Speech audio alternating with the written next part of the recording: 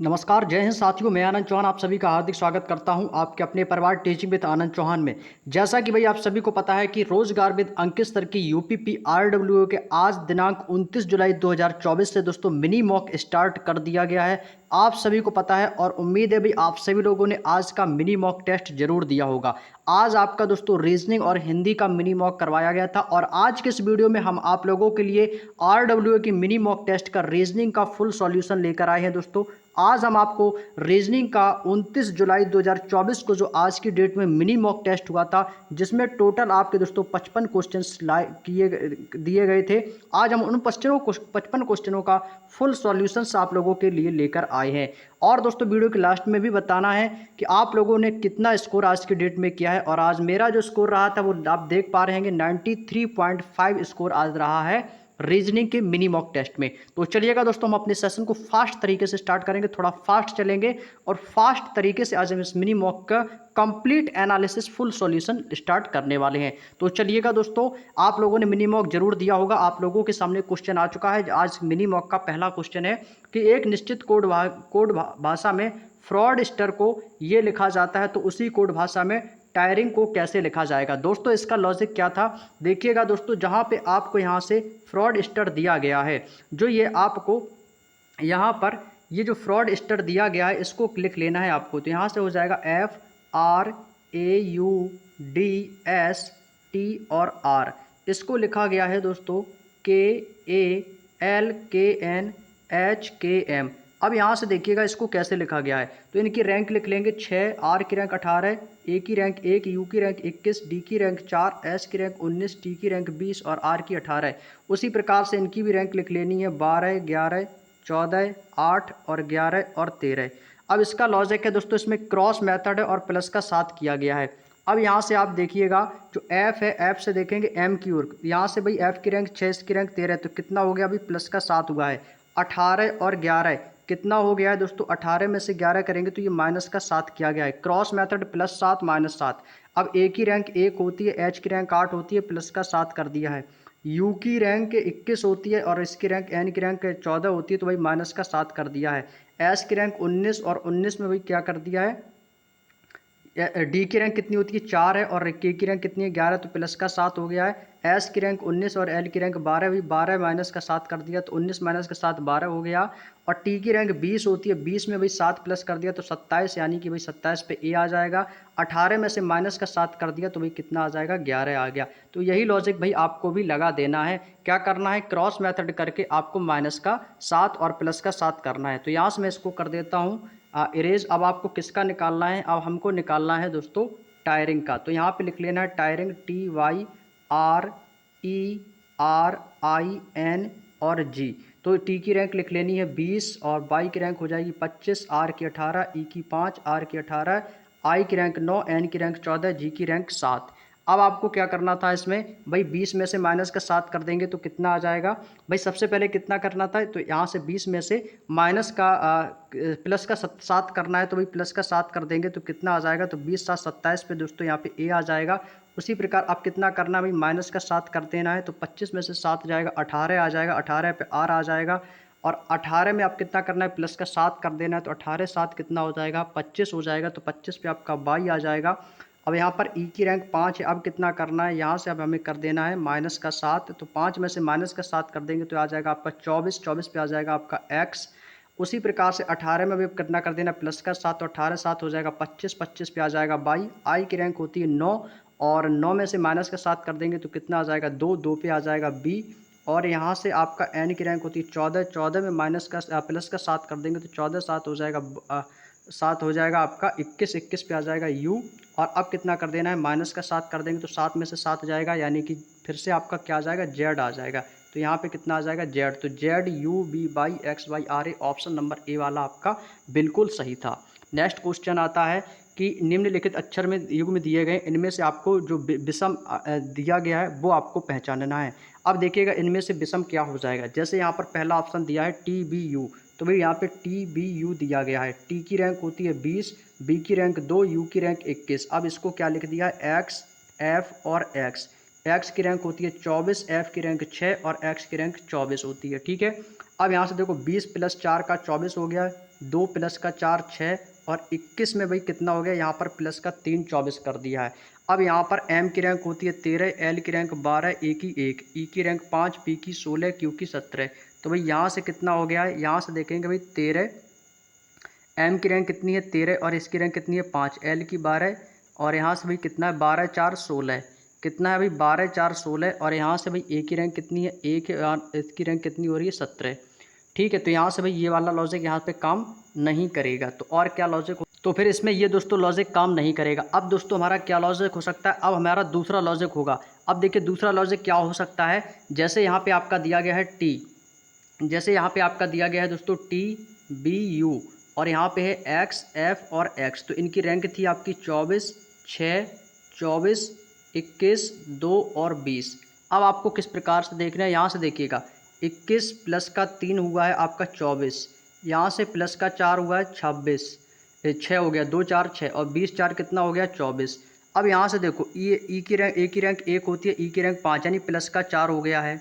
अब एल की रैंक 12, 12 4 कितना हो गया 16, एम की रैंक 13, 13 4 कितना हो गया 17 यानी कि प्लस का 4 हुआ है। ठीक है, और यहाँ पर भाई कितना हुआ, यहाँ से पहले तो प्लस का 3 हो गया और बाद में भी प्लस का 4 हो गया है। अब एफ की रैंक 6 4 10, आर की रैंक 18 और वी 22, 18 4 22, जी की रैंक 7 4 11 यानी कि इसमें भी प्लस का 4 हो रहा है सभी में। उसी प्रकार से इसमें भी देखेंगे तो सभी में प्लस का 4 हो रहा है, लेकिन इसमें भी स्टार्टिंग में प्लस का 3 हो गया, तो यही वाला आपका सबसे अलग हो जाएगा। ठीक है दोस्तों, चलिएगा अगला क्वेश्चन दिया गया था कि 6 लड़के हैं A B C D F और एक पंक्ति में कह रहा है कि दक्षिण की ओर मुख करके बैठे हैं। भाई आप सभी जानते हो कि जब इनका मुख दक्षिण की ओर हो जाएगा तो इनके लेफ्ट और राइट इनके चेंज हो जाएंगे, इनके लेफ्ट और राइट चेंज हो जाएंगे। जब इनका मुख आप यदि देखें, यदि इनका मुख यदि दक्षिण की ओर है तो दक्षिण दिशा ये नीचे की ओर होती है, तो हमारा दोस्तों दायां ये हो जाएगा और बायां दोस्तों हमारा इस साइड हो जाएगा। इस साइड हो जाएगा कि नहीं, आप कहेंगे जी हाँ बिल्कुल। अब इनको भाई एक क्रम में बैठा लो, कह रहा है कि ई जो है ना वो बी के बाएं से दूसरे स्थान पर बैठा है।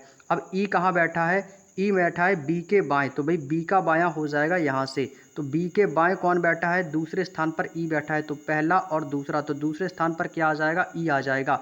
सी जो है ना वो ई का निकटतम पड़ोसी है, सी जो है वो किसका निकटतम पड़ोसी है, ई का। सपोज दैट सी आपका यहाँ पर हो जाएगा। ए सी के दाएं से चौथा है, ए जो है ना वो सी के दाएं से चौथा है, तो पहला दूसरा तीसरा चौथा, तो चौथे स्थान पर ए आ जाएगा, तो सी का दायां पर चौथा हो जाएगा। यदि एफ जो है ना वो बी और डी के निकटतम पड़ोसी है, एफ जो है ना वो किसका पड़ोसी है, बी और डी का निकटतम पड़ोसी है, तो इसका मतलब है भाई एफ बी और डी के बीच में आना चाहिए। एफ जो है ना वो बी और डी का निकटतम पड़ोसी है। तो अब निकटतम पड़ोसी है कैसे होगा, जब यहाँ पर डी होगा, यदि मैं यहाँ पर डी को बैठाल दूंगा तो इसका मतलब एफ कहाँ पर होगा, इसके बीच में होगा, तभी तो ये एफ बी और डी का निकटतम पड़ोसी होगा। लेकिन भाई यहाँ से ये इक्वेशन आपकी कैसी हो जाएगी, गलत हो जाएगी। क्यों, क्योंकि यहाँ से पूछा था सी ई का तो निकटतम पड़ोसी है, लेकिन ए सी के दाएं से चौथा है, तो सी के दाएं से 1 2 3 4, ये तो फिर पाँचवा हो जाएगा। तो भाई ये इक्वेशन यहाँ से इस तरीके से नहीं बनेगी। तो फिर क्या लॉजिक हो सकता है, अब देखिए दोस्तों आपको क्या करना है, कह रहा है कि ए जो है ना वो सी के दाएं से चौथा है, तो ए यदि ए सी के दाएं से चौथा है, तो सी यदि आपका यहाँ पर है तो सी के दाएं से चौथा है, तो सी का दायां, तो सी के दाएं से 1 2 3 4, तो इसका मतलब ए यहाँ पर होगा। ठीक है, अब इस प्रकार से आपको करना है।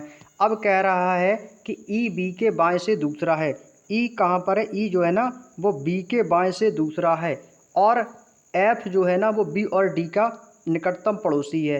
ए जो है ना सी के दाएं से चौथा है, तो चौथा हो गया। सी ई का निकटतम पड़ोसी है, तो सी यदि ई का निकटतम पड़ोसी, तो इसका मतलब ई यहाँ पर होगा, ई यहाँ पर हो जाएगा। ठीक है भाई, और इसके बाद यदि ई यहाँ पर होगा, यदि ई यहाँ पर होगा तो फिर वही इक्वेशन बनेगी, तो इसका मतलब है ई यहाँ पर नहीं होगा, तो फिर ई का सी का निकटतम पड़ोसी ई आप यहाँ पे भी हो सकता है और ई आपका यहाँ पर भी हो सकता है, तो ई आपका कहाँ पर आ जाएगा, यहाँ पे आ जाएगा।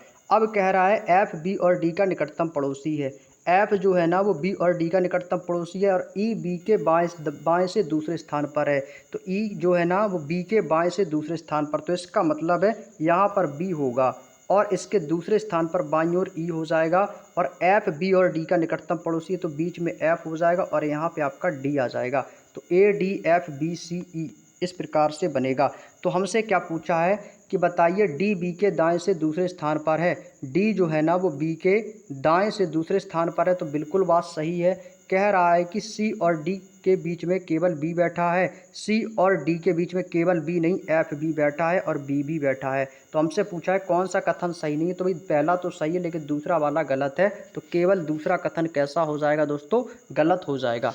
नेक्स्ट क्वेश्चन है, राहुल या विशाल में कौन बड़ा है। राहुल या विशाल में कौन बड़ा है, ये आपसे प्रश्न दिया है। कथन दिया है कि राहुल का जन्म 1987 को हुआ था। यहाँ पे आपको लिख लेना है राहुल। राहुल का जन्म हुआ था दोस्तों 1987 को, और विशाल की बहन से वह 5 साल छोटा है। राहुल का जन्म 1987 को हुआ है, और ये कौन है भाई, ये एक बहन है। किसकी बहन है, ये विशाल की बहन है, और इससे 5 साल छोटा है। तो इसका मतलब है विशाल की बहन इससे 5 साल बड़ी होगी। तो आपको इसमें 5 साल प्लस कर देना है। यदि आप जोड़ देंगे तो पीछे चली जाएगी, बाद में छोटी हो जाएगी। तो आपको क्या करना है, 5 साल इसमें घटा देना है। यदि घटा देना है तो ये 5 साल बड़ी हो जाएगी। तो 7 में से 5 जाएगा 2, और ये हो जाएगा 1982। तो इसके मतलब है इसकी बहन की जो आयु कितनी होगी, 1982 है, यानी कि तभी तो ये इससे 5 साल बड़ी होगी। और आगे कह रहा है कि विशाल की आयु उसकी बहन की आयु की दोगुनी है। अब जो विशाल है ना, इसकी आयु बहन की आयु की जो भी आयु होगी उसकी कितनी है, ये दोगुनी आयु है। तो हमसे पूछा गया है कि बताइएगा इसमें से कौन सा कथन सही हो जाएगा, जिससे आप इनका आंसर बता सको कि प्रश्न में राहुल बड़ा है या विशाल में से कौन बड़ा है। देखिएगा भाई, यहाँ से आपका कौन बड़ा है ये आपसे पूछा है। अब हमसे यहाँ से देखो भाई, उसकी बहन की आयु की दोगुनी है। अब विशाल की आयु उसकी बहन की आयु की दोगुनी, इतना तो पता है कि विशाल तो बड़ा है, लेकिन विशाल बड़ा है तो हमें यहाँ पर फर्स्ट वाले भी कुछ कथन की आवश्यकता होगी, सेकंड वाले की। हमें यहाँ पर क्या है, दोनों कथन एक साथ मिलकर प्रश्न देने के लिए आवश्यक होंगे। नेक्स्ट क्वेश्चन है, यहाँ पर भाई आपका क्वेश्चन दिया गया है कि एक व्रत दिया गया है। यहाँ पर भाई एक संबंध है पढ़ना का है, गायन का है और ट्रैकिंग का। क्वेश्चन में हमसे कहा गया है कि बताइएगा कि कितने आवेदकों को या तो गायन या पढ़ने का शौक है लेकिन ट्रैकिंग का शौक नहीं है। तो भाई जो ट्रैकिंग वाला सर्कल है, इनमें से कोई भी अक्षर आपको काउंट नहीं करना है। या तो भाई गाने का शौक हो या तो फिर पढ़ने का शौक हो। तो भाई 15 + 2 + 11, तो आपको भाई 15 और 2 कितना हो जाएगा, 17, और 17 11 आपका टोटल हो जाएगा 28। तो कौन सा ऑप्शन हो जाएगा, ऑप्शन नंबर ए आपका एकदम सही जवाब हो जाएगा। इसके बाद दिया है कि मेरी माता के भाई, ब्लड रिलेशन का क्वेश्चन था। मेरी माता के भाई की माता के इकलौते दामाद, भाई ये कौन हो गई, ये मैं हो गया। और ये कौन है भाई, मेरी माता जी हैं। मेरी माता की ये भाई कौन हो गए, आपके मामा जी। मेरे भाई की माता, भाई मेरे भाई की माता ये हो गई, ठीक है, यानी इनकी भी माता हो गई। इनके इकलौते दामाद यानी कि भाई इनके पति। इकलौते दामाद के पिता यानी कि मेरे तो हो गए दादाजी के पत्नी, इनकी पत्नी हो गई, ठीक है। और इनकी बेटी यानी कि ये कौन हो गए, आपस में भाई बहन हो गए, यानी कि इनकी बुआ हो गई। तो भाई पूछा कि मुझसे कैसे संबंधित हैं, तो भाई इनके बेटी का इकलौता भाई, तो इकलौता भाई यानी कि इसका पिता, यानी इसके स्वयं के पिता की बात हो रही है। ये तो इनकी माँ है, यानी कि इनको कौन हो जाएंगे, ये हो जाएंगे इनके पिता हो जाएंगे। तो ऑप्शन नंबर सी आपका एकदम सही जवाब हो जाएगा। इसके बाद दोस्तों क्वेश्चन दिया गया है, कहा गया है कि कोई एम एफ नहीं है। भाई कोई भी एम जो है ना वो एफ नहीं है, तो एम का सर्किल अलग, एफ का सर्किल अलग। कोई आर ए नहीं है, भाई कोई भी आर जो है ना वो ए नहीं है, ठीक है।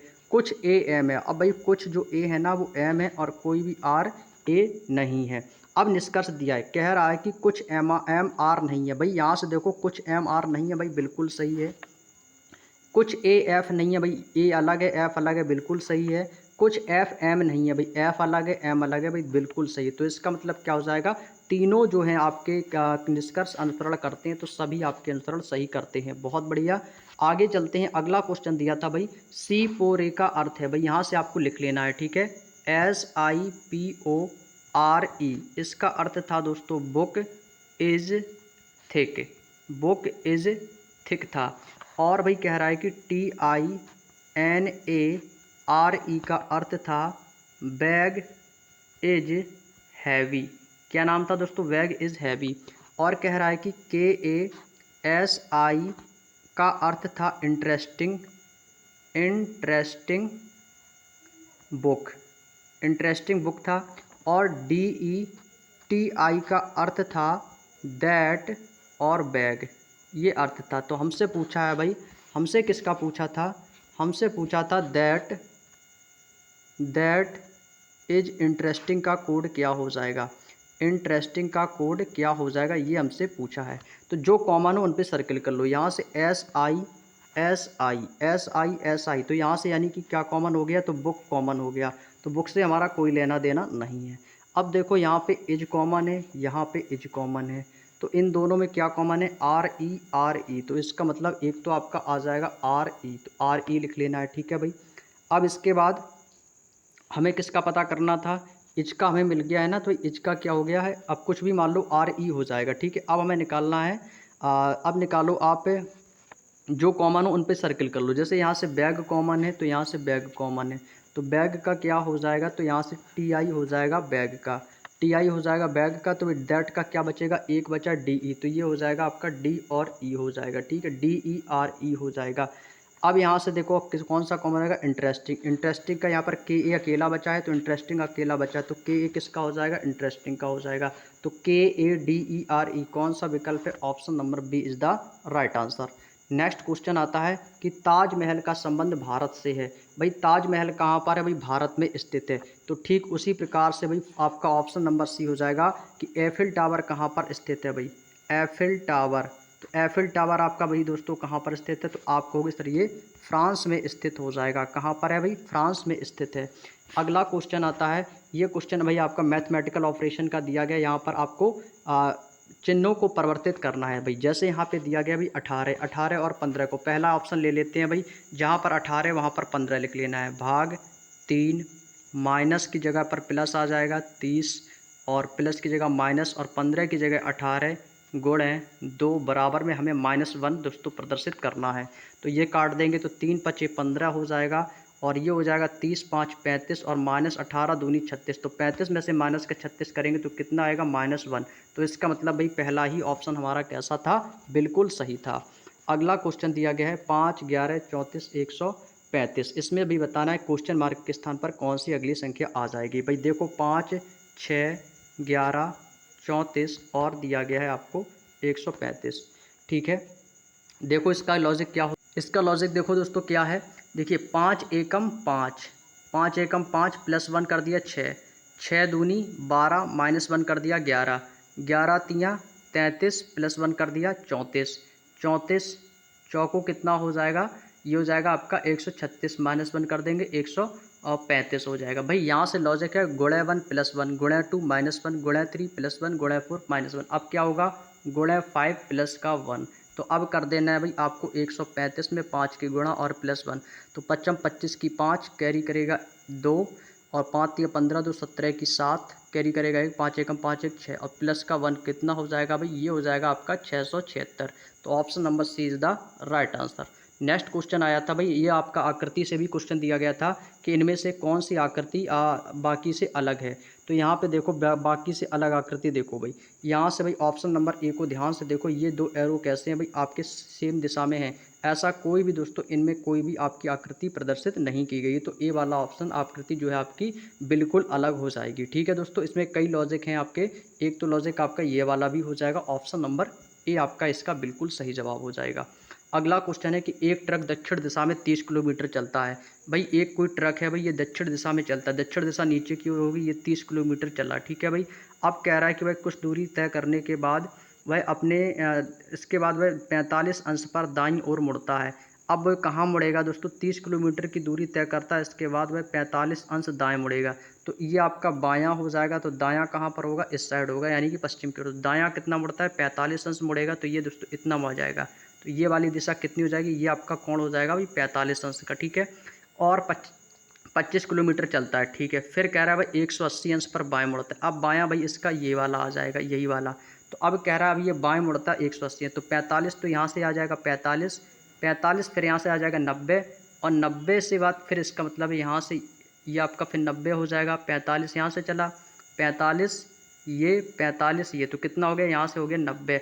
अब 90 जब यहाँ से इतना चलेगा तो 45 ये 45 ये, तो कितना हो जाएगा, यानी कि 180 अंश पे ये आपका यहाँ पर आ जाएगा, ये वाली डायरेक्शन में। और इसके बाद 10 किलोमीटर यात्रा करता है। इसके बाद वह 90 अंश दाएं मुड़ता है। अब 45 तो ये 90 अंश फिर से दाएं मुड़कर वो कहाँ पर आ जाएगा, फिर वो पुनः यहाँ पर आ जाएगा, यहाँ पर भाई पुनः आ जाएगा। अब कह रहा है भाई किस दिशा में, तो ये वाली जो डायरेक्शन है कौन सी है, तो भाई ये दिशा होती है पूरब, ये होती है दक्षिण होती है, तो कौन सी हो जाएगी भाई, दक्षिण पूरब दिशा हो जाएगी। तो कौन सा विकल्प है, ऑप्शन नंबर बी वाला दक्षिण पूर्व आपका एकदम सही था। इसके बाद दोस्तों अगला क्वेश्चन दिया गया था, इनमें से आपको लुप्त संख्या पता करनी थी। जैसे आपको 8, 17, 33 दिया है, तो भाई यहाँ पे आपको क्या करना था, आपको कर देना था यहाँ पर, जैसे आपका 8 है, 8 का कर देना था स्क्वायर, तो 8 का वर्ग कितना हो जाता, तो यहाँ पे कर देना था 8 का दोगुना कर देना था, तो 8 का दोनों दोगुना करके देखो कितना हो जाएगा, तो ये हो जाएगा 8 दूनी 16, और 16 में प्लस का कर देंगे 17, तो कितना हो जाएगा 7 6 13 की 3, और 1 1 2 1 3, तो 33 हो गया। उसी प्रकार से 12 में 2 की गुणा कर देनी थी, तो 12 दूनी कितना हो गया था 24, और 24 में प्लस का 5 कर देने से क्या मिल गया था 29। उसी प्रकार से 10 में क्या करना था 2 की गुणा, तो ये हो जाता 10 दूनी 20, और 20 में हम 13 प्लस कर देते तो कितना हो जाएगा, तो ये हो जाएगा 33। तो ये हमारा लॉजिक था, इसमें आपका 2 गुणा कर देना था और इसमें आपको ये अंक को प्लस करना था। लॉजिक समझ में आ गया। चलिए अगला क्वेश्चन दिया गया था कि 8, 3, 15 का संबंध आपको इन सभी ऑप्शन से देखना है। तो भाई इसका लॉजिक क्या था, इसमें मैंने क्या किया था, इसमें टोटल सम कर दिया था। जैसे भाई 8 प्लस का 3 और प्लस का 15, इनका टोटल योग कितना है, 8 3 11, 15 कितना हो गया 26, इनका योग टोटल 26 था, और इसका टोटल योग था 15 और 18 और 9 हो जाएगा 27, 27 और 10 37, 37 5 हो गया था इसका 42, ठीक है। इसका हो गया था 7 6 13 और 13 और 14 हो गया था आपका 27, इसका योग 27 था, और 15 5 20 10 30 इसका 37 था, और 7 5 12 और 14 इसका दोस्तों 26 था। तो ये वाला इसका टोटल योग 26 मिल गया, जो कि यही हमारा ऑप्शन हो जाएगा। इसके बाद दोस्तों अगला क्वेश्चन आया था, ये आपका डाइस से आया था कि ए बी के सन्निकट है। यहाँ पर भाई आपको डाइस बना लेना है कि ए बी के सन्निकट है, तो ए बी के सन्निकट है, तो इस प्रकार से आपको डाइस यहाँ पे बना लेना है। कह रहा है कि ए बी के सन्निकट है, यदि ए यहाँ पर है तो बी इसके सन्निकट हो जाएगा।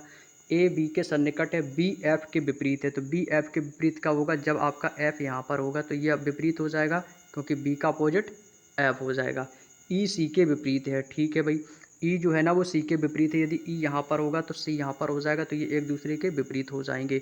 और डी बी के सन्निकट है, तो इसका मतलब डी आपका यहाँ पर हो जाएगा, तो डी बी के सन्निकट है। तो भाई आपके सामने ये इस प्रकार का डायग्राम बनके तैयार हो गया। तो हमसे पूछा कि निम्नलिखित में से कौन निश्चित रूप से सत्य है। अब पूछा ए जो है वो सी और बी के मध्य में है, क्या ए सी और बी के मध्य में, आप कहोगे जी नहीं। ए डी के सन्निकट है, भाई ए डी के सन्निकट नहीं, ए एफ के सन्निकट है और बी के सन्निकट है, तो दूसरा गलत। बी ए और डी के बीच में है, बी ए और डी के बीच में है, तो भाई बिल्कुल बात सही है कि बी जो है ना वो ए और डी के बीच में है। तो भाई कौन सा हो जाएगा, ऑप्शन नंबर सी वाला किसमें दिया गया, ऑप्शन नंबर ए में दिया गया, तो सी वाला ऑप्शन बिल्कुल सही था। इसके बाद हमें एक क्वेश्चन दिया गया था, यदि एक किसी अनुक्रम में ये आपको दी गई है संख्या, इसमें से क्या करना था, जो आपकी विषम संख्याएं हैं उनमें 2 को प्लस करना था, और जो आपकी सम संख्याएं थी उनमें से 2 को कम कर देना था। जैसे कि 2 आपकी क्या है सम संख्या है, तो सम संख्या में कम कर देनी है, तो यहाँ पे आप लिख लो पहले 2 4 5 6 3 1 7 4 8 5 1 2 3। अब जो आपकी सम संख्या हैं उन पर सर्किल कर लो। सम संख्या 2 है, 4 है, 6 है, और आपका 4 8 2, ये आपकी कैसी सम संख्याएं हैं। सम संख्या में कितना करना है, सम संख्याओं में 2 की कमी, तो भाई माइनस का 2 इसमें कर देना है, इसमें माइनस का 2, इसमें माइनस का 2, इसमें माइनस का 2, इसमें माइनस का 2, इसमें माइनस का 2। इसके बाद क्या करना था, अब इसके बाद हमें बोला गया है कि जो आपकी विषम संख्या में 2 की वृद्धि कर दो। विषम संख्या में प्लस का 2 कर देना है, इसमें प्लस का 2, 17 विषम संख्या है प्लस का 2, 5 विषम का 2 प्लस का 2, और 3 में प्लस का 2। अब इनको संख्याओं को आपको लिख देना है।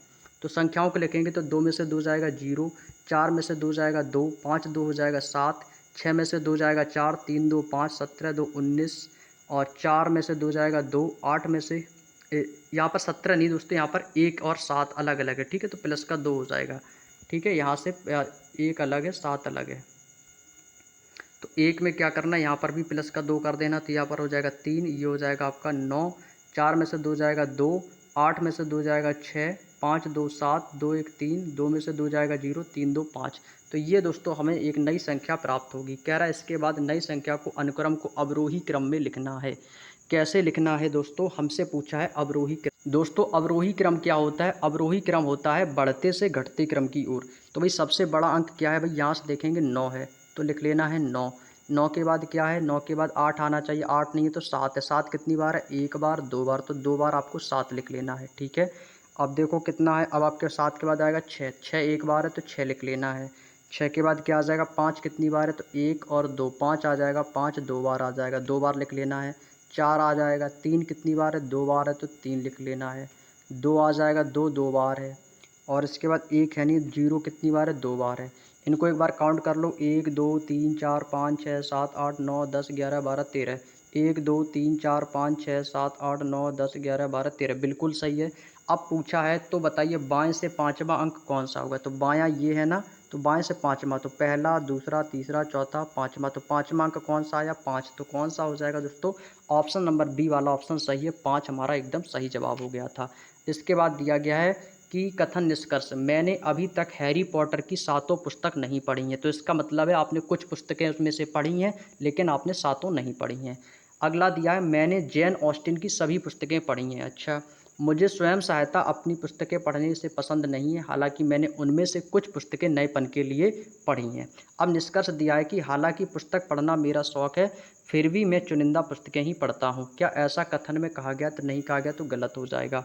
मैंने हैरी पॉटर की कुछ पुस्तकें पढ़ी हैं, मैंने अभी तक हैरी पॉटर की सातों पुस्तकें नहीं, इसका मतलब है कुछ पढ़ी हैं, तो यहाँ पर भी कुछ का संदेश दे रहा है, तो इसका मतलब दूसरा बिल्कुल सही है। मैं अपनी अगली पुस्तक के चयन के प्रयोग करना पसंद करता हूँ, भाई यही तो कह रहा है कि मुझे अपनी स्वयं सहायता के लिए पुस्तकें पढ़ना पसंद नहीं है, हालांकि मैं कुछ पुस्तकें नएपन के लिए पढ़ी, तो इसका मतलब ये भी आपका सही है। तो दूसरा और तीसरा आपका जो निष्कर्ष है वो आपका पालन करता है। नेक्स्ट क्वेश्चन दिया है, इसमें से आपको जल प्रतिबिंब की आकृति, ये ऊपर आपका दर्पण दिया गया है, इनमें से आपको आकृति बतानी है। तो भाई इसको क्या कर देना, इसको आपको ऊपर ये जो दर्पण दिया गया है, ये आकृति आपकी कैसी हो जाएगी, जल प्रतिबिंब की तरह हो जाएगी। तो ये वाला जो आपका है पलट के ऊपर आ जाएगा, तो ये वाली आकृति आपको ऑप्शन नंबर ए में दिखेगी। कहाँ पर दिखेगी, ऑप्शन नंबर ए में दिखेगी, ठीक है। इसके बाद दोस्तों अगला क्वेश्चन दिया था मैथमेटिकल ऑपरेशन का है, तो भाई डी ऑप्शन इसका जो राइट आंसर आया था, तो इसी को हम ले लेते हैं। तो यहाँ पे भाई 10 हो जाएगा, 10 माइनस का अर्थ क्या हो जाएगा, भाग, तो यहाँ पे लिख लेना है 2, और प्लस का अर्थ गुणा था 3, और भाग का अर्थ माइनस था 9, और गुणा का अर्थ था जोड़ 2, बराबर में हमें 8 लाना था, तो इसको करेंगे सॉल्व, तो 2 पंचे 10 हो जाएगा, 5 तियाँ 15, माइनस का और 9 प्लस का 2, तो भाई 15 में से 9 जाएगा, कितना बचेगा, तो ये आ जाएगा 6, और 6 प्लस का 2 कितना हो जाएगा, 8, तो भाई ये क्या होगी, सेटिस्फाइड, तो क्या होता, option number D is the right answer.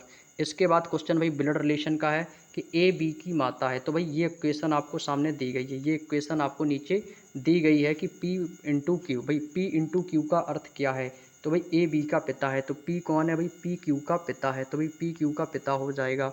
Q into are, Q जो है ना वो R का पिता है, भाई Q कौन है भाई, R का पिता हो जाएगा। R plus D, R plus D का अर्थ है कि R D का भाई है, R जो है ना वो कौन है भाई, D का भाई हो जाएगा। D भाग S, D भाग S का अर्थ है कि D S का पुत्र है, D जो है ना वो किसका पुत्र है, ये पुत्र है किसका है, S का, यानी कि S इसकी माता हो जाएगी। S माइनस B का अर्थ है कि A B की माता है, तो S B की माता है, तो इसका मतलब है B की माता हो जाएगी S, यानी कि एक संतान और है। तो हमसे पूछा है कि कौन सा कथन सही नहीं है। अब ऑप्शन में देखो, कह रहा है कि Q B का पिता है, तो भाई B Q का पिता है, भाई बिल्कुल बात सही है, ये इसी की संतानें हैं। हमसे पूछा है कौन सा कथन सही नहीं है, P B का नाना है, ये हमसे पूछा है, क्या P B का नाना है, भाई P B का नाना नहीं, ये तो इसका दादा हो जाएगा, क्या हो जाएगा, दादाजी हो जाएंगे। नाना तो तब होते जब माँ के पिताजी होते, तो माँ के पिताजी नाना होते हैं, ना कि दादाजी, तो भाई यही वाला हमारा गलत हो जाएगा। इसके बाद अगला क्वेश्चन दिया गया है, इसमें से आपको पेपर कटिंग का क्वेश्चन है। अब ये देखिएगा, ये आपको जो आकृति बनी नज़र आ रही है, इस आकृति को जब हम ऊपर की ओर खोलेंगे तो भाई इसका मुख ऊपर की ओर से इस प्रकार से हो जाएगा, इस प्रकार से ये अपोजिट हो जाएगा। तो उसी प्रकार से देखो ये अपोजिट आकृति कहाँ पर है, और ये चंद्रमा है, ये आपका इसी प्रकार से रहेगा। और जब इसको लेफ़्ट साइड खोलेंगे तो ये चंद्रमा आपका इस प्रकार से आ जाएगा, और ये वाला आपका इस प्रकार से आ जाएगा। तो ये वाला ऑप्शन आपको ऑप्शन नंबर बी में नज़र आएगा, बाकी के सभी में एक डायरेक्शन बिल्कुल गलत हो जाएगी। तो कौन सा हो जाएगा, ऑप्शन नंबर बी। इसके बाद भाई एक क्वेश्चन दिया है कि आमिर, बंटी, लेस्ली, प्रदीप, ईशान, फैज़, गौरव और हरीश, ये एक वर्गाकार मेज के चारों ओर बैठे हैं, ठीक है। ये एक कोई वर्गाकार मेज है, इसके चारों ओर बैठे हैं, कुछ लोग कॉर्नर पे बैठे हैं और कुछ लोग मेज के बीचों बीच बैठे हुए हैं। अब हमसे कह रहा है कि ज़रूरी नहीं कि वो इसी क्रम में बैठे हुए हैं। अब हाँ, यहाँ पे आपको पता करना है, इसमें एक पॉइंट को आपको दिया गया है कि प्रदीप एक कोने पर बैठा है। अब भाई देखो प्रदीप कहाँ बैठा है, प्रदीप एक कोने पर बैठा है, तो सपोज दैट मान लो प्रदीप किसी भी एक कोने में बैठ जाएगा, तो प्रदीप बैठ जाएगा इस कोने में। अब आगे कह रहा है कि आगे हमसे कहा गया है कि बंटी फैज के दाएं से दूसरे स्थान पर है। अब भाई बंटी कहाँ बैठा है, बंटी भाई मान लो बंटी आपका यहाँ पर बैठा देंगे बंटी को, ठीक है। कह रहा है कि फैज के दाएं से दूसरे स्थान पर है, फैज किसी भी कोने पर नहीं है, तो भाई फैज कोने पे नहीं होगा, तो फैज आपका यहाँ पर हो जाएगा। तो फैज के भाई दाईं ओर कितना हो जाएगा, ये आपका बी आ जाएगा, ठीक है भाई। आगे कह रहा है कि बंटी जो है ना वो प्रदीप का निकटतम पड़ोसी नहीं है, तो बंटी ना तो यहाँ पे आएगा ना ही बंटी आपका यहाँ पर आएगा, तो बंटी आपका अलग हो गया। आगे कह रहा है कि हरीश आमिर का निकटतम पड़ोसी है। अब हरीश जो है ना वो किसका निकटतम पड़ोसी है, आमिर का निकटतम पड़ोसी है। एक लाइन हमने स्किप की थी स्टार्टिंग में कि प्रदीप गौरव के दाएं से तीसरे है। प्रदीप जो है ना वो गौरव के दाएं से, तो गौरव के दाएं से तीसरा, इसका मतलब गौरव कहाँ पर होगा, गौरव यहाँ पर हो जाएगा, तो इसके दायां कौन हो जाएगा, तीसरे स्थान पर प्रदीप आ जाएगा। अब देखो वही कह रहा है कि बंटी प्रदीप का निकटतम पड़ोसी नहीं है, हरीश किसी भी तरफ से बीच में नहीं बैठा है, तो हरीश ना तो यहाँ पे बैठेगा, तो यहाँ पर दो कॉर्नर हैं, यहाँ पे आपके तीन कॉर्नर बचे हुए हैं, या तो हरीश तीनों कॉर्नर में से एक जगह पर बैठेगा। यदि हरीश आपका यहाँ पर बैठा देते हैं, यदि हरीश इस कोने पर बैठा है, ठीक है। इसके बाद कह रहा है कि हरीश आमिर का निकटतम पड़ोसी है, तो इसका मतलब आमिर यहाँ पर होगा तभी तो इसका निकटतम पड़ोसी होगा। अब यहाँ पर दो लोग बचे हैं, ठीक है। अब कह रहा है कि हरीश और लेस्ली के बीच केवल एक व्यक्ति बैठा है। अब हरीश ये है तो इसका मतलब लेस्ली कहाँ पर हो जाएगा, यहाँ पर, तो बीच में कौन बैठा है, एक व्यक्ति गौरव। अब ये स्थान किसका बचा, तो ये स्थान बचा है ईशान का, किसका बचा है, ईशान का बचा हुआ है। तो भाई चारों लोग बैठ गए सभी लोग। अब क्वेश्चन में पूछा है कि आमिर के दाएं से तीसरे स्थान पर कौन है, भाई हमसे पूछा है आमिर के दाएं से तीसरे स्थान पर, तो भाई आमिर कौन है, ये है आमिर का दायां, पहले पे प्रदीप, दूसरे पे फैज, तीसरे पे कौन आ जाएगा, ईशान। तो ऑप्शन नंबर डी आपका एकदम सही हो जाएगा। अगला क्वेश्चन भाई इसको आपको क्रम में लगाना है, तो इसका क्रम हो जाएगा, यहाँ पे देखो भाई यहाँ से क्रम चल रहा है जे जे, तो जे के बाद कितना आ रहा है, यहाँ पे भाई देखो यहाँ से के एल जे, तो यहाँ पे भाई आपको पहला ऑप्शन डिनोट करके लिख लेना है, तो यहाँ पे आ जाएगा, यहाँ पे आपका आ जाएगा जे आ जाएगा, जे एम के एल जे, यहाँ पे आ जाएगा आपका एन आ जाएगा, और यहाँ पे आ जाएगा आपका ओ, और यहाँ पे आ जाएगा जे, और यहाँ पे आ जाएगा के। तो लॉजिक होगा जे एम के एल, जे एन के एल, जे ओ के एल, जे पी के एल। तो यहाँ पे एम एन ओ और पी आपका लिया है, बाकी में दोनों में डबल जे एम के एल, डबल जे एन के एल, ठीक है। तो कौन सा हो जाएगा, ऑप्शन नंबर ए आपका सही हो जाएगा। इसी प्रकार से दिया है बैग का संबंध एफ ई डी से है। भाई देखो बैग का संबंध किससे है, बैग का संबंध एफ ई डी से है, तो यहाँ पे हो जाएगा बैग और एफ ई डी। बी आता है 2 पे, ए 1 पे, जी आता है 7 पे, एफ 6 पे, ई 5 पे, डी 4 पे। तो 2 4 कितना हो गया 6, 1 4 5 और 7 माइनस का 3 कर दिया 4। उसी प्रकार से गॉड आपको लिख लेना है, आपको कितना कर देना है प्लस का 4, तो 7 होती है जी की रैंक, ओ की रैंक 15, डी की रैंक 3, तो 7 4 कितना हो जाएगा 11, और 15 4 कितना हो जाएगा 19, और 3 में से माइनस का कर देना है कितना, और 3 माइनस कर देंगे तो 1 बचेगा, तो 1 पे क्या आ जाएगा ए, तो क्या हो जाएगा के एस ए, यानी कि +4 फिर बाद में माइनस का 3 करना है। नेक्स्ट क्वेश्चन, 8:20 एक घड़ी में घंटे की सुई और मिनट के बीच कितने अंश का कोण हो जाएगा। भाई ये आपका क्लॉक वाले चैप्टर का क्वेश्चन है, याद रखिएगा जब भी आपको घंटे और मिनट की सुई के बीच का कोण पूछा जाए तो आपको क्या करना है, आपको चीज़ याद रखनी है कि घंटे में हमेशा आपको 60 की गुणा कर देनी है, और मिनट में हमेशा 11 की गुणा कर देनी है, और दोनों के बीच का डिफरेंस करके हमें 2 का भाग देना है। तो ये हो जाएगा 8 6 48 480, डिफरेंस 11 दूनी 22 यानी कि 220। तो इनके बीच का डिफरेंस हो जाएगा दोस्तों कितना 2, 8 में से 2 जाएगा 6, 4 में से 2 जाएगा 2, और 2 का भाग दे देंगे तो कितनी बार जाएगा 2 एकम 2, 2 3 6, यानी कि दोस्तों 130 अंश। ऑप्शन नंबर ए इस क्वेश्चन का बिल्कुल सही जवाब हो जाएगा। अगला क्वेश्चन दिया है कि निम्नलिखित में से कौन सा शब्द नहीं बनाया जा सकता है, तो भाई रिसेंट में देखेंगे तो इसमें भाई क्या है एन, और इसमें भाई कहीं पर भी एन नहीं है, तो भाई यही आपका हो जाएगा, इसे रिसेंट को नहीं बनाया जा सकता है। नेक्स्ट क्वेश्चन दिया है कि निम्नलिखित में से किस आकृति में ये आकृति बनी हुई है और घुमाने की अनुमति नहीं है। तो ध्यान से देखो भाई, इस वाली आकृति में देखो, ये वाली आकृति आपको नज़र आएगी इस प्रकार से, इस प्रकार से ये आकृति इसमें नज़र आएगी। तो ऑप्शन नंबर कौन सा हो जाएगा, 2 वाला हमारा आकृति बिल्कुल सही हो जाएगी। अगला क्वेश्चन दिया है आपका, ये दर्पण प्रतिबिंब से है। तो दर्पण प्रतिबिंब में आप देखेंगे तो एफ आपको इस प्रकार से नज़र आएगा, ई आपको कुछ इस प्रकार से नज़र आएगी, ए आपका जैसा है वैसा ही, 7 आपका अपोजिट हो जाएगा और यहाँ से 2 अपोजिट हो जाएगा और एल आपका अपोजिट हो जाएगा। तो ये वाली आकृति ऑप्शन नंबर 3 में आपको नज़र आएगी। तो ऑप्शन नंबर 3 इसका बिल्कुल सही जवाब था। अगला क्वेश्चन, आपको इनको क्या करना है, आपको इन्हें शब्दकोश के क्रम में लगाना है। तो जो कॉमन हो उनको काट दो। तो यहाँ से देखो CON CON CON CON सभी में कॉमन था तो मैंने काट दिया। अब देखो भाई सभी में क्या आ रहा है, S, तो सबसे पहले F आता है S से पहले, तो इसका मतलब 3 नंबर आएगा। और इसके बाद भाई देखो N सभी में कॉमन है, S सभी में कॉमन है, तो S से S काट दिया, S से S काट दिया। फिर सबसे पहले E आता है, E के से पहले क्या आ गया, यहाँ पर आप देखेंगे तो CONS और यहाँ पर भाई क्या आ गया, I आ गया। तो भाई I वाला आपको सबसे पहले लिख लेना। तो यहाँ पर भाई क्या आ जाएगा, C आता है सबसे पहले, C आता है सबसे पहले, यानी कि 2 नंबर आ जाएगा। तो भाई 32 देखो किस ऑप्शन में है, 32 एक ही ऑप्शन में, यहाँ 42 से 34 से यह भी नहीं होगा। तो भाई ऑप्शन नंबर डी ही आपका बिल्कुल सही हो जाएगा। इसके बाद देखो कह रहा है कि MAN के, भाई 4 लोग हैं, कह रहा है कि एक पंक्ति में खड़े हैं और यदि सबसे छोटे से सबसे लंबे में व्यवस्थित करना है तो सबसे अंत में खड़ा है। तो ए के से छोटा है, ए जो है ना वो कैसा है, वो कह रहा है कि के से छोटा है, तो के से छोटा हो गया ए, एम ए से छोटा है, एम जो है ना वो ए से छोटा है। अब भाई अब कौन बचा, अब बचा है एन। अब भाई एन यहाँ पर भी हो सकता है, एन यहाँ पर भी हो सकता है, लेकिन कोई पॉसिबिलिटी नहीं है एन की। एन सबसे बड़ा भी हो सकता है, छोटा भी हो सकता है। कह रहा है कि कौन सबसे अंत में खड़ा है, भाई अंत में एम भी हो सकता है और एन भी हो सकता है। तो इसका मतलब है कथन फर्स्ट और दोनों पर्याप्त नहीं है, आंसर इसका हम नहीं बता सकते हैं। एम भी हो सकता है, एन भी हो सकता है। बात समझ में आ गई, यानी कि भाई कथन में आपके जो दोनों हैं पर्याप्त नहीं है। इसके अगला क्वेश्चन दिया कि तेल बाती और दीपक के लिए कौन सा वेन डायग्राम हो जाएगा। भाई ये आप जानते हो कि तेल और बाती का प्रयोग करने के लिए हमें दीपक में ज़रूरत पड़ती है, तो ये हो जाएगा बड़ा वाला पार्ट हो जाएगा आपका दीपक, और ये हो जाएगा तेल और ये हो जाएगी बाती। तो ऑप्शन नंबर सी वाला आपका आंसर बिल्कुल सही हो जाएगा। तेल अलग हो जाएगा, बाती अलग, और दीपक को आपका बड़ा वाला डायग्राम हो जाएगा। अगला क्वेश्चन है, निम्नलिखित में से कौन सा असंगत है। तो भाई दुख है, क्रोध है, ये तीनों एक जैसे हैं, लेकिन विचार है ये आपका सबसे अलग हो जाएगा। अगला क्वेश्चन दिया है, निम्नलिखित में से कौन सा एक सार्थक शब्द बनाया जा सकता है। तो भाई इसमें से देखेंगे तो इसमें से भाई मंडे बनाया जा सकता है, जो कि सप्ताह का दिन है, ये सप्ताह का दिन है।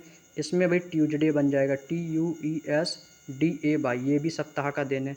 इसमें भाई फ्राइडे बन जाएगा, ये भी आपके सप्ताह का दिन है, ये भी क्या है, सप्ताह के दिन। लेकिन ये बनेगा होलीडे, होलीडे बनेगा, तो ये सप्ताह का दिन थोड़ी होता है भाई। तो सबसे अलग क्या हो जाएगा, यही वाला सबसे अलग हो जाएगा। बाकी के 3 क्या हैं, बाकी के 3 भी सभी वीक हैं, यानी सप्ताह के दिन हो जाएंगे।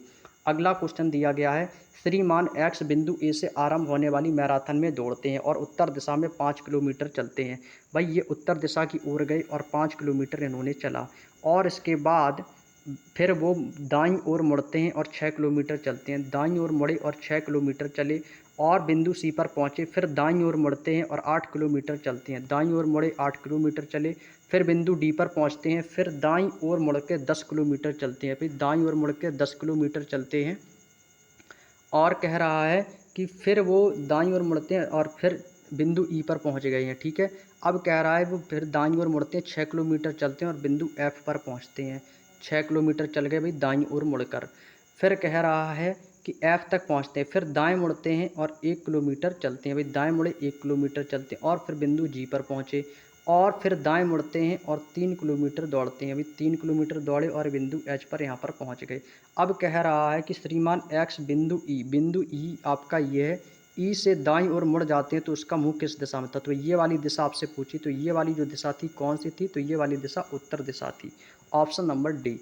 नेक्स्ट क्वेश्चन है, अब ये क्वेश्चन आपके भी डिसीजन और मेकिंग के क्वेश्चन आपके दिए गए हैं। डिसीजन मेकिंग के क्वेश्चन, इसको कैसे सॉल्व करना है। देखो भाई यहाँ से आपको यहाँ पे कुछ शर्तें दी गई हैं, जैसे कि कम से कम 60% स्कोर के साथ स्नातक हों, 25 वर्ष से और 40 वर्ष से अधिक आयु ना हो, कम से कम 2 साल का योग्यता के बाद एक्सपीरियंस हो, चयन परीक्षा में 55% अंक प्राप्त किया हो और बाकी की सभी शर्तों को छोड़कर कुछ ऑफर भी दिया गया है। यदि वो पहली शर्त को पूर्ण नहीं करता है तो अभ्यर्थी के विज्ञान में स्नातक नहीं है तो उसके लिए न्यूनतम 60% स्कोर के साथ डिग्री होनी चाहिए और तो मामला संसाधन प्रबंधन के पास भेजा जाएगा। यदि थर्ड कंडीशन को फॉलो नहीं करता तो योग्यता के बाद उसके चयन प्रक्रिया में 75% अंक हों तो अभ्यर्थी को निदेशक के पास भेजा जाएगा। क्वेश्चन है कि श्वेता शर्मा ने गणित में स्नातक किया है। भाई पहली कंडीशन कह रहा है कि विज्ञान में स्नातक करने के लिए, तो भाई इसने फर्स्ट वाली कंडीशन को फॉलो नहीं किया है। उन्होंने 65% अंक प्राप्त किए हैं। अच्छा, आगे कह रहा है कि चयन परीक्षा में 72%, यहाँ कह रहा है चयन परीक्षा में 55%, यानी कि ये इसको चौथा वाला आपका पास हो गई। योग्यता के बाद 4 साल का अनुभव, ये 2 साल का अनुभव मांग रहा है, तो इसका मतलब इसमें भी सेटिस्फाइड है। उम्र कितनी है, 30 वर्ष है, ये 25 से 40 के बीच में आ जाएगी, तो उम्र में भी सेटिस्फाइड है।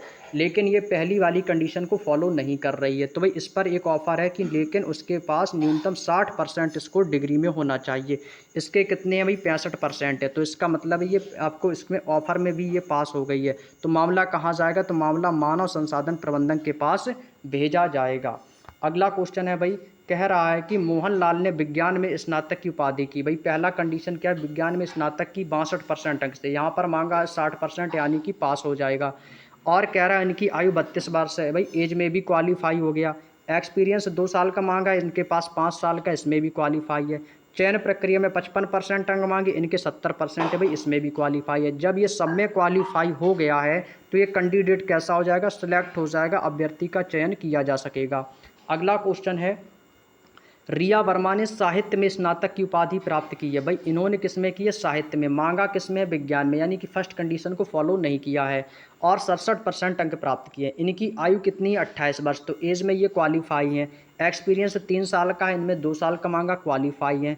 चयन प्रक्रिया में 76% है, इनके 55% है, भाई इसमें भी क्वालिफाई है। लेकिन फर्स्ट कंडीशन को फॉलो नहीं किया, तो फर्स्ट कंडीशन में कहा गया है यदि न्यूनतम स्कोर 60% है, इनके कितने हैं, 67%, तो भाई इसमें क्या है, क्वालिफाई है। तो भाई मामला किसके पास जाएगा, मानव संसाधन के पास जाएगा। अगला क्वेश्चन दिया गया है कि कम से कम 60%, वही वाला क्वेश्चन है। कह रहा है कि अमित कुमार ने विज्ञान में स्नातक की उपाधि प्राप्त की है, ठीक है, लेकिन 59% आए हैं, आने कितने चाहिए थे, 60%, ये कह रहा है 59%, तो भाई ये कैसे हो गए, इसमें पास नहीं हुए। अब कह रहा है इनकी आयु 38 वर्ष है, तो एज में तो क्वालिफाई है, 4 साल का एक्सपीरियंस है, क्वालिफाई है। चयन प्रक्रिया में 55% मांगे, तो इसमें भी क्वालिफाई है। आगे एक ऑफर दिया गया कि यदि फर्स्ट को फॉलो नहीं करते हो तो 60% स्कोर होना चाहिए, तो भाई इनका कह रहा उनका 59% है, तो भाई इनका सीधी सी बात है अभ्यर्थी का चयन नहीं किया जाएगा, क्योंकि भाई ये फर्स्ट कंडीशन को फॉलो भी नहीं कर रहा है। अगला क्वेश्चन है, अगला क्वेश्चन भाई आपके मानसिक अभिरुचि से दिया गया है कि पुलिस व्यवस्था के अंतर्गत क्या शामिल है। तो भाई सिविल, सशस्त्र सिविल पुलिस भी शामिल है, ग्राम पुलिस, रेलवे पुलिस, इसका मतलब उपयुक्त सभी आपके शामिल हो गए। इसके बाद है सशस्त्र पुलिस किसके किसके प्रभार में रहती है, तो सशस्त्र पुलिस जो होती है ये आपके डीआईजी के अंदर रहती है, जो आपके deputy inspector general of police, police महानिरीक्षक के अंतर्गत होती है।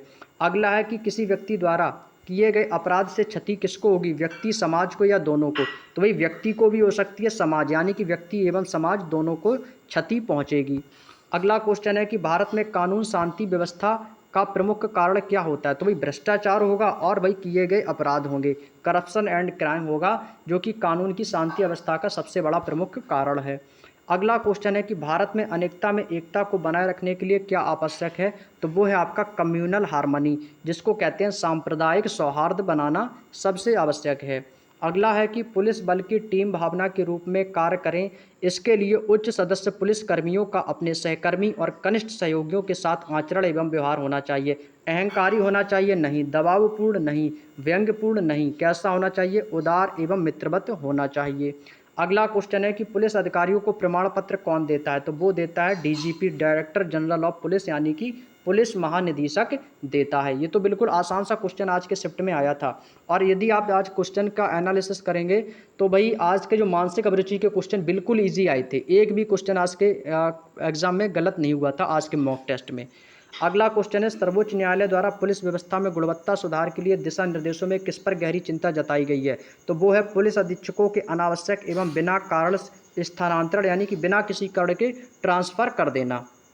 अगला क्वेश्चन है, आप जहां पदस्थापित है वहां के आसपास के छोटे छोटे बच्चे स्कूल न जाकर रास्ते में जुआ खेलते हैं और सिगरेट पीते हैं तो आप क्या करेंगे? आप उन्हें अपने हाल में छोड़ देंगे? जी नहीं, बिल्कुल नहीं छोड़ेंगे। उनके माता पिता को सूचित करेंगे? जी हाँ। बच्चों को स्कूल जाने के लिए प्रेरित करेंगे और बड़े भाई की तरह उनके साथ पेश आएंगे। तो इसका मतलब यहाँ पर बी और सी आपके दोनों है। एक विकल्प नीचे डी और दिया गया है, तो बी और सी दोनों आपके इसमें सही हो जाएंगे। ठीक है भाई, तो बी और सी आपके दोनों सही हैं। क्योंकि ये क्वेश्चन का जो फ्रेम है दोस्तों, इसलिए इस नीचे आपका ऑप्शन नहीं आ पाया था, लेकिन आपके बी और सी इसमें से दोनों सही आपके हो जाएंगे। अगला क्वेश्चन, इसमें से आपको ट्रायंगल की संख्या काउंट करनी है। ठीक है, तो यहाँ से ट्रायंगल की संख्या काउंट करेंगे तो 1 2 3 4 5 6 7 8 9 10 11 12। तो भाई 12 तो आपके ये हो गए। इसके बाद एक तो आपका ये हो जाएगा 13, एक ये वाला 14 और एक सबसे बड़ा हो जाएगा 15। तो 12 और 3 कितने हो जाएंगे दोस्तों? 15। तो आपके ये हो गए। अब इसके बाद क्या हो सकता है भाई? 15 तो ये हो गए। अब इसके बावजूद भाई एक त्रिभुज आपका ये हो जाएगा 16, एक ये हो जाएगा 17, एक ये हो जाएगा 18। 18 हो गए। और इसके बाद क्या हो जाएगा? और इसके बाद 18, इसके बाद ये हो जाएगा 19 और एक ये हो जाएगा 20, एक ये हो जाएगा 21 और एक ये हो जाएगा 22। 22 हो गई। और कौन सा हो जाएगा भाई? 22 के बाद एक त्रिभुज अभी और है इसमें, तो वो है ये वाला त्रिभुज, ये हो जाएंगे 23। तो टोटल आपके इसमें 23 ट्रायंगल हैं दोस्तों। कितने हैं दोस्तों? 23 त्रिभुज हैं। अगला क्वेश्चन है, कपड़ों को साफ करने के लिए डिटर्जेंट का इस्तेमाल किया जाना चाहिए। आपकी अवधारणा दी गई है कि डिटर्जेंट गंदगी को साफ करने के लिए पानी के पृष्ठ तनाव को कम कर देता है। भाई आप लोगों ने साइंस में पढ़ा होगा कि पानी में यदि हम डिटर्जेंट डाल देंगे तो भाई पानी के पृष्ठ तनाव को कम कर देगा। बिल्कुल बात सही है। डिटर्जेंट गंदगी और ग्रीस को भी साफ कर देता है। जी भाई बिल्कुल सही है। तो इसका मतलब अवधारणाएं आपकी फर्स्ट और दोनों अंतर्निहित है। यहाँ पर भाई बात किसकी हो रही है? गंदगी को साफ करने के लिए। तो भाई दोनों में सफाई की बात की गई है, साफ कर देता है और साफ करने के लिए, तो बात दोनों की सफाई के लिए है। तो भाई ये आपके दोनों अंतर्निहित हो जाएंगे। अगला क्वेश्चन है, कथन दिया गया, उड़िया का प्रयोग करने के लिए जो नेता इतना हो हल्ला मचाते हैं वो प्रायः अपने बच्चों को पढ़ने के लिए अंग्रेजी माध्यम के स्कूलों में भेजते हैं। निष्कर्ष है, भारत में उड़िया माध्यम के स्कूलों का अभाव है। भाई हो सकता है। इस संसार में उपदेश देने पर उन पर अमल करने में काफ़ी अंतर है। भाई हो सकता है। तो भाई यहाँ पर आइदर और है भाई, दोनों कारण भाई हो सकते हैं। ठीक है। अगला क्वेश्चन दिया गया था, ये भी आपका क्वेश्चन दिया गया कि संगीता मिश्रा ने इंजीनियरिंग में स्नातक की उपाधि प्राप्त की है। ठीक है भाई, इन्होंने किस में की है? इंजीनियरिंग में। तो यहाँ पर मांगा था साइंस में, तो भाई इसमें तो क्वालिफाई नहीं है। और कह रहा है 68% अंक प्राप्त किए। एक्सपीरियंस कितने का? 2.5 साल का। तो यहाँ से मांगा 2 साल का, पास हो गया। चयन प्रक्रिया में 80%, इसमें 55% मांगे थे, पास है। लेकिन यहाँ पर कहीं पर भी एज के बारे में नहीं दिया गया है। जब एज के बारे में नहीं दिया गया तो इसका आंसर हो जाएगा भाई डेटा डॉट डिटरमाइंड। तो यानी कि आंकड़े कैसे हैं भाई? अपर्याप्त हो जाएंगे। आंकड़े अपर्याप्त हैं, तो ये आपका हो जाएगा इसका सही जवाब। आंकड़े अपर्याप्त हैं। बात समझ में आ गई? आगे चलें। अगला क्वेश्चन दिया गया था, महिलाएं भी पुलिस सेवा के लिए सर्वथा उपयुक्त हैं क्योंकि उनसे चरित्र बल और मानसिक दृढ़ता पुरुषों से कम नहीं होती। तो ये वाला क्वेश्चन मेरा गलत हो गया था। तो इसका जो सही जवाब था वो था आपका ऑप्शन नंबर ए, उनमें से चरित्र बल एवं मानसिक दृढ़ पुरुषों में कम नहीं होती है। अगला क्वेश्चन है भाई, 90 विद्यार्थियों की एक कक्षा में जहां लड़कियां लड़कों की दोगुनी है। भाई यहाँ पर लड़कियां जो है ना वो लड़कों की दोगुनी है। तो ये हो गए लड़के और ये हो गई लड़कियां। लड़कियां कैसी हैं? दोगुनी। टोटल कितने हैं? 90 हैं। यदि 90 है टोटल, ये दोगुनी। यदि लड़के 30 होंगे तो ये 30 का दोगुना कितना हो जाएगा? तो ये हो जाएंगी 60। यदि हम टोटल दोनों को जोड़ेंगे तो टोटल कितने मिल जाएंगे स्टूडेंट्स? 90 मिल जाएंगे। यहाँ तक की बात समझ में आई? हमसे पूछा है कि श्रीधर, श्रीधर कौन है? एक लड़का है। इसका स्थान ऊपर से कितना है भाई? इसका स्थान 14वां है। अब कह रहा है कि श्रीधर से आगे 10 लड़कियाँ, इनके ऊपर कितनी है? 10 लड़कियाँ हैं। श्रीधर से ऊपर कितनी लड़कियाँ हैं दोस्तों? 10 लड़कियाँ ऊपर हैं।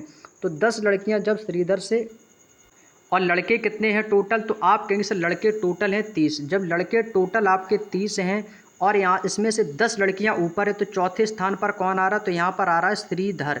जो श्रीधर आ रहा है ये आ रहा है चौथे स्थान पर। तभी तो 10 और 4 14वें नंबर पे आया। तो इसका मतलब है 30 माइनस का 4 कर देंगे तो भी इसमें लड़कों की संख्या कितनी आ जाएगी? तो भी श्रीधर से नीचे इसके लड़के कितने हो जाएंगे? 26 हो जाएंगे। Option number B is the right answer.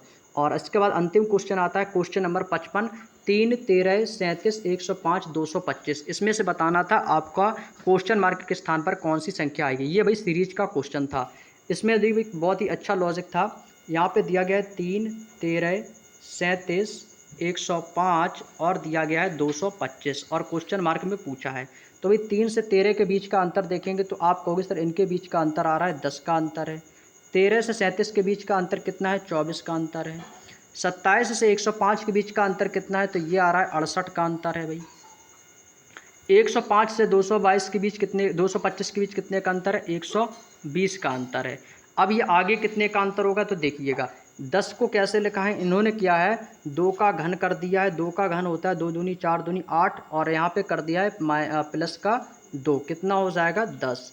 उसी प्रकार से 24 में कर दिया है 3 का घन, तो 3 का घन हो जाएगा 3 त्रिका 9 तिया 27 और 27 माइनस का 3 कर दिया भाई आपका आ जाएगा 24। उसी प्रकार से 68 में कर दिया है 4 का क्यूब और आपका करना है प्लस का 4। 2 का घन प्लस का 2, 3 का घन माइनस 3, 4 का घन प्लस 4, एक बार प्लस एक बार माइनस।